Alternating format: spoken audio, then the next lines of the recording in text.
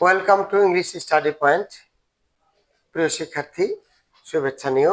আশা করি ভালো আছো। আজকে আমরা পজিটিভ ডিগ্রিকে কম্পারেটিভ করার আরো একটি নিয়ম শিখব। এই নিয়মটা হচ্ছে অ্যাজ এজ যুক্ত সেন্টেন্সকে কিভাবে পজিটিভ থেকে কম্পারেটিভ করতে হয়। তো এই বাক্যটিকে পজিটিভ থেকে কম্পারেটিভ করতে হলে কিছু বিষয় তোমাদেরকে এখানে লক্ষ্য করতে হবে। সেটা হলো যে এখানে আমরা অ্যাফার্মেটিভ বাক্যটিকে কিন্তু নেগেটিভে রূপান্তর করে নিতে হবে, এরকম একটা অর্থ আসবে।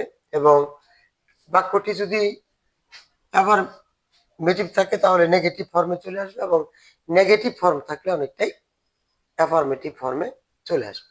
তাহলে আমরা দেখি যে অ্যাজ এ যুক্ত সেন্টেন্সকে পজিটিভ থেকে কম্পারেটিভ করতে হলে শেষের সাবজেক্টটি প্রথমে বসবে, ভার্ব বসবে, পরে নট বসবে, পরে পজিটিভ ডিগ্রি এর কম্পারেটিভ ফর্ম বসবে, প্লাস দেন বসবে, পরে সেন্টেন্সের প্রথমের সাবজেক্টটি বসবে। তাহলেই আমাদের বাক্যটি কি হবে? পজিটিভ থেকে কম্পারেটিভ হয়ে যাবে।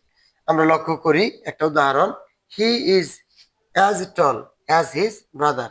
হি is as tall as his brother.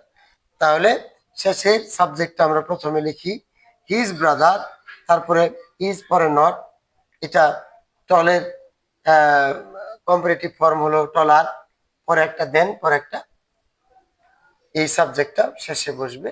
তাহলে he is as tall as his brother, এই বাক্যটিকে আমরা এইভাবে করব, his brother is not taller than he. His brother is not taller than he. তো প্রিয় শিক্ষার্থী, আমাদের কিন্তু তিনটা নিয়মই জানা হয়ে গেল। পজিটিভ ডিগ্রিকে কম্পারেটিভ করার জন্য যে তিনটি নিয়মের কথা আমরা বলছিলাম, সেই তিনটি নিয়মে কিন্তু তোমাদেরকে দেওয়া হলো।